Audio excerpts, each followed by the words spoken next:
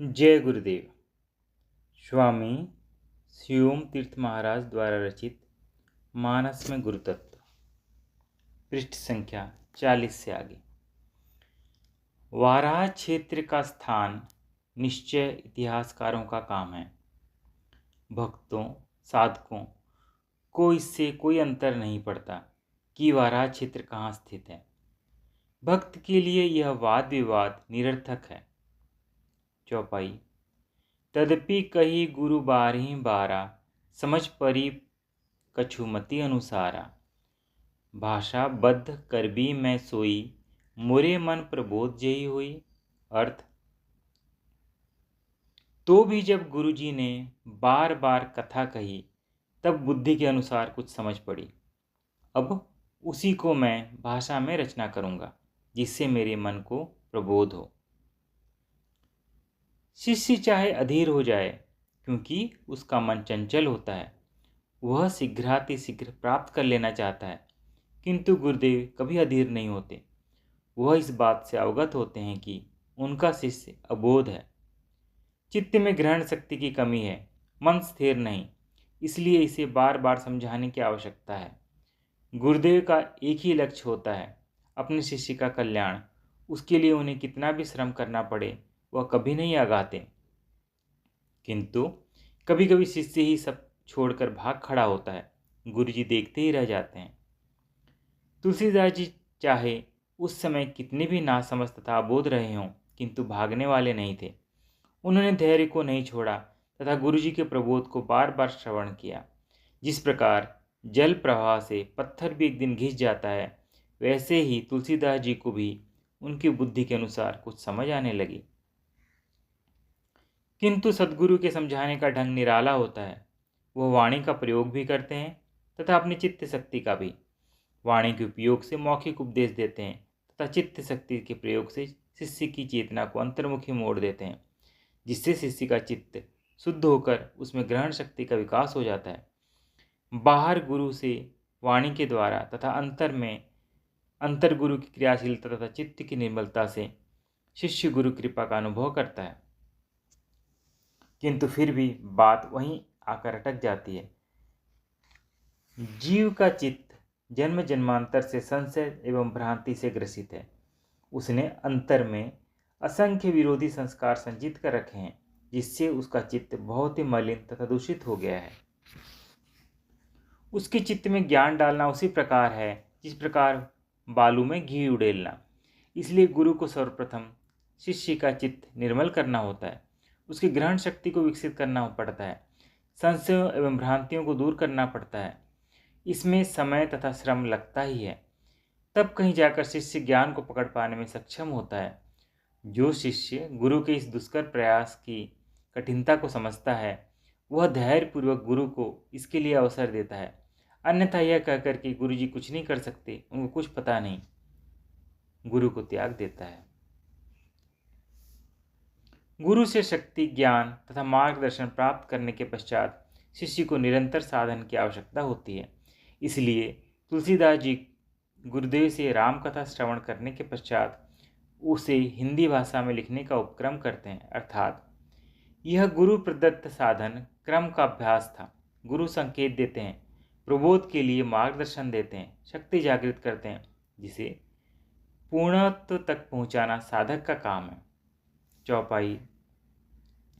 यद्यपि मित्र प्रभु पितु गुर गेहा, जाइए बिन बोले हूँ न संदेहा। तद्यपि विरोध मान जहाँ कोई, तहाँ गए कल्याणु न होई। अर्थ। इसमें कोई संदेह नहीं है कि मित्र, स्वामी, पिता तथा गुरु घर बिना बुलाए भी जा सकते हैं, फिर भी जहाँ कोई विरोध मानता हो उसके घर जाने से कल्याण नहीं होगा। यह प्रसंग उस समय का है जब सती को ज्ञात होता है कि उसके पिता दक्ष प्रजापति के यहाँ बहुत बड़ा यज्ञ होने वाला है, तो वह अपने पति शंकर जी के बार बार मना करने पर भी वहाँ जाने की हट करती है। उसके पिता शंकर जी से किसी कारण से प्रसन्न थे तथा उन्होंने शंकर जी तथा सती को यज्ञ की कोई सूचना भी नहीं दी। निमंत्रण का तो प्रश्न ही नहीं। शंकर जी सती को समझाते हुए कहते ही हैं कि ठीक है कि मित्र, स्वामी, पिता, गुरु के यहाँ बिन बुलाए जाने में आपत्ति नहीं है, किंतु यदि किसी के मन में कोई विरोध हो तो बिना बुलाए जाने में कल्याण नहीं। यहाँ पर मित्र, स्वामी तथा पिता की बात समझ में आ सकती है, क्योंकि ये संसारी जीव हैं। राग, द्वेष तथा मान अपमान से प्रभावित हो सकते हैं। बिना बुलाए जाने पर अनर्गल बातें बना सकते हैं, अपमान कर सकते हैं। यदि गुरु भी किसी प्रकार बात पर अप्रसन्न हो जाए तो गुरु शिष्य को गुरु के पास नहीं जाना चाहिए। कुछ समझ में नहीं आया। शिष्य संबंध शुद्ध आध्यात्मिक है, संसारी नियम इस पर कैसे लागू हो सकते हैं? यह विषय थोड़ा विचारणीय है। गुरु शिष्य को केवल कल्याण के लिए ही अपनी शरण में ग्रहण करते हैं। इसके अतिरिक्त शिष्य से उनको अन्य कोई अपेक्षा नहीं होती। यदि गुरु शिष्य पर क्रुद्ध या प्रसन्न हो जाते हैं तो यह भी शिष्य के कल्याण के लिए ही होता है। जिस प्रकार माता बच्चे को उसके हित के लिए ही प्यार करती है, तो कभी डांटती पीटती है, कभी अप्रसन्नता व्यक्त करती है, उसी प्रकार की अवस्था गुरु की भी होती है। माता को तो संतान से फिर भी मोह हो सकता है, किंतु गुरु में मोह नहीं, केवल कल्याण का भाव होता है।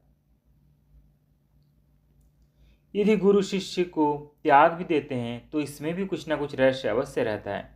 गुरु की अप्रसन्नता के मुख्यतया निम्न कारण हो सकते हैं। शिष्य का गुरु अथवा अन्यों के प्रति व्यवहार ऐसा हो कि गुरु अप्रसन्न हो जाए। शिष्य से कुछ ऐसी भूल हो जाए जो गुरु को अप्रसन्न कर दे। आत्मकल्याण के लिए गुरु ने शिष्य को जो साधन दिया है, शिष्य उसमें प्रमाद करे। इसके अतिरिक्त यदि कारण शुद्ध सांस्कारिक है तो गुरु शिष्य संबंध आध्यात्मिक नहीं रह जाता, तथा इस पुस्तक का विषय नहीं होने से उस पर विचार नहीं किया गया। यदि शिष्य को यह पता चले कि उसके गुरु महाराज उस पर नाराज हैं तो सर्वप्रथम उसके कारण पर विचार करना चाहिए। मन में यह दृढ़ विश्वास बना रहना चाहिए कि नाराज होकर भी मेरे गुरु मेरा कल्याण ही चाहते हैं। उनकी अप्रसन्नता का कारण यह नहीं कि मैंने आर्थिक सेवा नहीं की या उनका अमुक जागतिक काम नहीं किया। यह तो गुरु शिष्य संबंध का आधार है ही नहीं। द्वेष, ईर्ष्या या लोभ कारण हो नहीं सकते। गुरु तो स्वयं चाहते हैं कि इनका शिष्य उनसे आगे निकल जाए। फिर भला द्वेष किस बात का तथा ईर्ष्या भी किस कारण? लोभवश गुरु शिष्य संबंध होता ही नहीं। हाँ, उपरोक्त कारणों में से कोई कारण हो सकता है, और यह सभी कारण ऐसे हैं जिनमें शिष्य के प्रति गुरु की कल्याण भावना ही प्रकट होती है। शिष्य का कर्तव्य है कि गुरु घर की ओर जाने से पहले अप्रसन्नता के कारण को दूर कर दे। यदि उसके व्यवहार में कोई त्रुटि है तो उसे हटा दे। यदि कोई भूल हो गई है तो उसका सुधार कर ले, तब भविष्य में ऐसी भूल पुनः न होने का दृढ़ संकल्प करे। यदि साधन में प्रमाद है तो उसे नियमित साधन में बदल डाले। गुरु के अनुकूल बनकर ही गुरु के समक्ष जाए। मैला मन लेकर गुरु के सामने जाने पर गुरु और भी अप्रसन्न होंगे तथा शिष्य का कल्याण होगा। जिस पर गुरु अप्रसन्न हो जाते हैं, गुरु गीता के अनुसार उसे शंकर भी नहीं बचा सकते।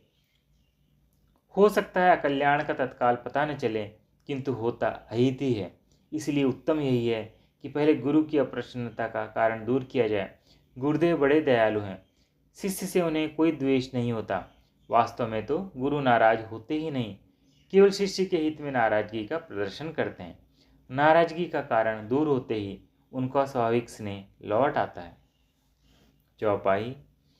माता पिता गुरु प्रभु के बानी, बिनहि विचार करिए शुभ जानी। अर्थ, माता पिता गुरु तथा स्वामी की बात को बिन विचारे ही शुभ समझकर करना चाहिए।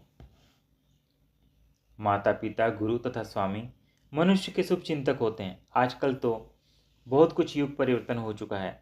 इन सब में भी स्वार्थ, अभिमान तथा ईर्ष्या, द्वेष और लोभ की वृत्तियां उठने लगी हैं। स्वामी भी सेवक का नहीं अपना हित देखता है, सेवक भी अपना कर्तव्य नहीं अधिकार की बात करता है। माता पिता में यह स्वार्थ होता है कि उनका पुत्र आज्ञाकारी हो तथा उनकी सेवा करे। पुत्र भी बड़ा होकर अपनी पत्नी एवं संतान की ओर झुक जाता है। इसलिए समाज में खींचतान चल रही है।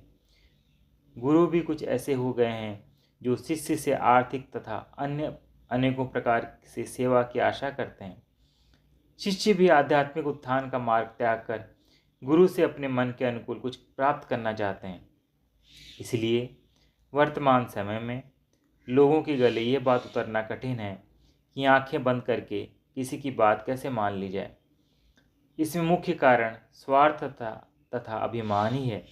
किंतु तुलसीदास जी ऐसे गुरुओं की बात करते हैं जिनमें शिष्य के आध्यात्मिक उत्थान के अतिरिक्त दूसरी चाहना नहीं थी।